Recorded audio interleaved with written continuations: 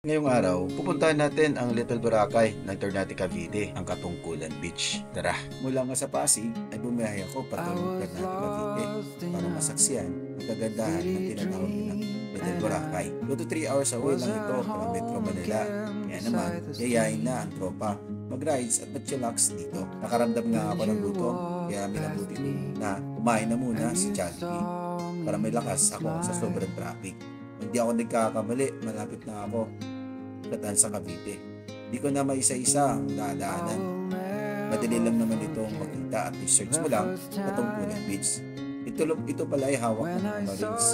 Mismo na sa loob ng Marine Space. Kaya talaga namang safe ka dito.